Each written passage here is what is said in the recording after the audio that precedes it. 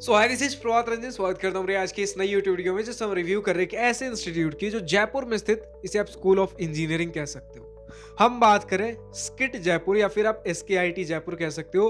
Swami Keshavanand institute of technology obviously आपके जयपुर राजस्थान में स्थित RTU से अफिलिएटेड एक प्राइवेट इंस्टीट्यूट है। स्थापना हुई थी ईयर 2000 में। 2025 में किसी भी प्रकार का कोई NRF इंजीनियरिंग रैंकिंग प्राप्त नहीं है। आज की इस वीडियो में placements, admission process, cut off, fee structure, college and life के साथ और बहुत सी चीजें कवर करेंगे।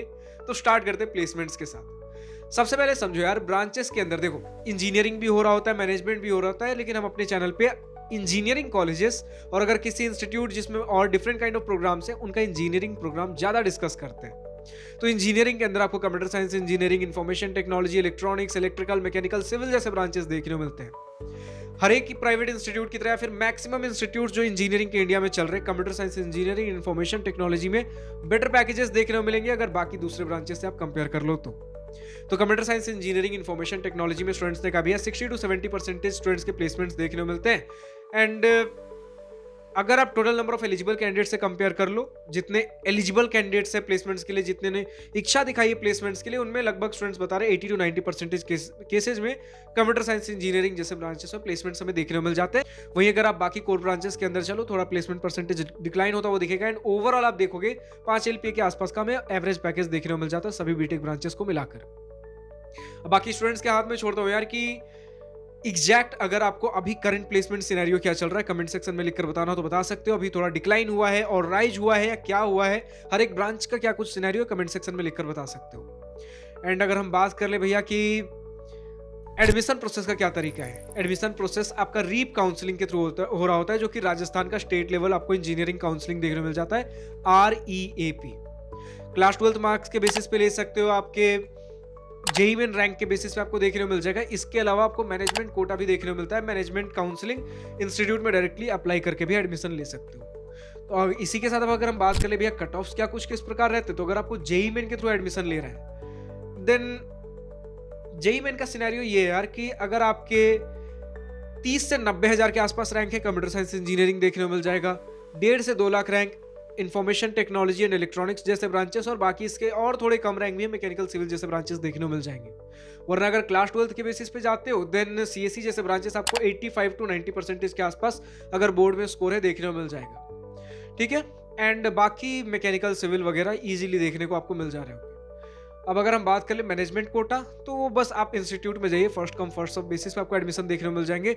अगर इतने भी आपके कट ऑफ्स कुछ नहीं है, आप मैनेजमेंट कोटा के थ्रू एडमिशन ले सकते हो। यूजुअली थोड़े फी हाई होते हैं, लेकिन ऑफिशियल जो फी स्ट्रक्चर आपको देखने को मिलेगा, वो आपको जो नॉर्मल फी स्ट्रक्चर आपके रीप काउंसलिंग के थ्रू है वही फी स्ट्रक्चर मिलेंगे विद सम एडिशनल फी, जितना हमारे पास कुछ एक डेटा है। बाकी इंस्टीट्यूट से जो इस स्टूडेंट्स इस वीडियो को देख रहे हैं, एक्चुअल अगर आपके पास मैनेजमेंट कोटा का फी स्ट्रक्चर है, जो स्टूडेंट मैनेजमेंट कोटा से आए हुए, कमेंट सेक्शन में लिख सकते हो। हम बढ़ते हैं अपने नॉर्मल फी स्ट्रक्चर के ऊपर, जो हमारे रिप काउंसलिंग वाले स्टूडेंट्स के लिए हो रहा होगा।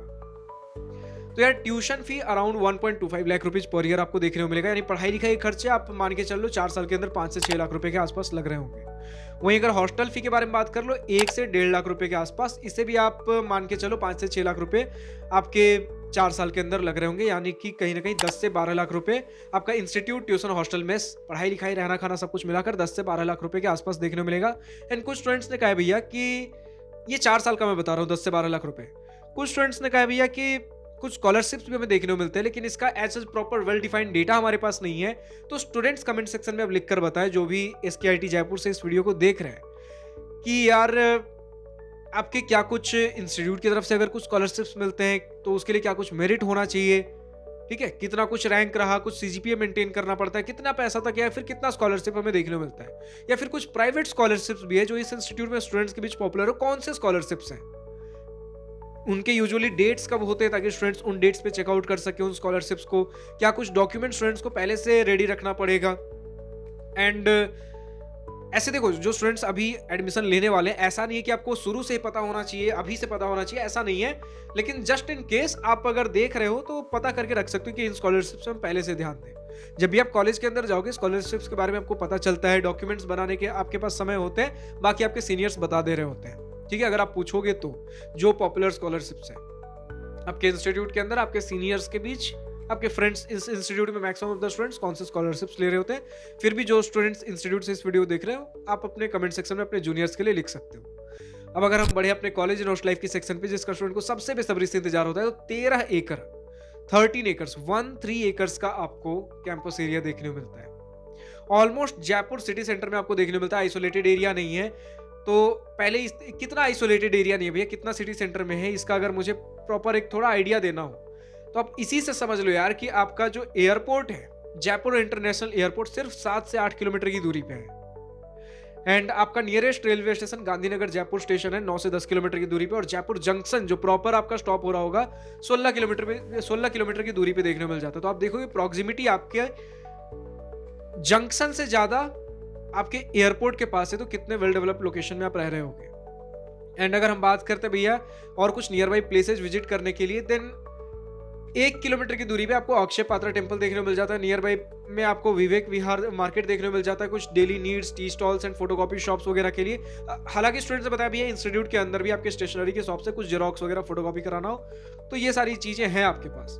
कुछ मेन हैंगआउट स्पॉट्स अगर आपको वीकेंड्स के लिए प्लान करने हो 5 से 8 किलोमीटर के अंदर, Gaurav tower, world trade park आप अपने देख सकते हो, malls, movies, street food, shopping, इन सभी पर्पज से, ठीक है। और चौकीदानी आपको देखने को मिल जाएगा, famous Rajasthani cultural village resort, जहां आप अगर कुछ यार नाम में ही है यार विलेज रिजॉर्ट, आपको विलेज थीम पे देखने को मिलेगा। बाकी वीडियोस देख सकते हो इसके। झलना लियोपार्ड सफारी आपको देखने को मिल जाएगा अगर आप नेचर लवर हो तो। बाकी नाम ही सेल्फ एक्सप्लेनेटरी, हम किन चीजों के बारे में बात कर रहे हैं। तो अगर हम बात कर ले अब कुछ इंस्टीट्यूट के बारे में भैया, तो हॉस्टल्स पहले ऊपर एक चीजें बात कर लेते हैं। हॉस्टल्स कुछ इस प्रकार है। बॉयज के लिए हमें सुनने को मिला है कि सिंगल सीटर रूम्स देखने को मिलते हैं। गर्ल्स के लिए 2 सीटर एंड 3 सीटर रूम्स देखने को मिल जाएंगे। एंड गर्ल्स के लिए रेस्ट्रिक्शन है, रात के 7 बजे के पहले आपको हॉस्टल्स के अंदर लौट आने हैं। विंटर सीजन में कई बार रात के 6 बजे भी हो जाते हैं। बॉयज के लिए यही रेस्ट्रिक्शन रात के 9 बजे के आसपास है। हाँ, अगर कुछ गर्ल्स स्पोर्ट्स में इंटरेस्टेड है, बताया गया है विद सम स्पेशल परमिशंस, आप रात के 8 बजे के आसपास भी अपना हॉस्टल इन टाइम एक्सटेंड कर सकते हो। अच्छा, मुझे कहीं कुछ जगहों पे जानने को मिला कि आपके कूलर्स एंड आपके एयर कूलिंग डक्ट्स आपके, यानी कि कुछ बोल सकते हो एक सेंट्रलाइज्ड डक्ट होगा, कुछ वेंटिलेशन जैसा आप बोल सकते हो, जिससे आपकी ठंडी हवा आपके हॉस्टल रूम्स के अंदर आ रही होगी।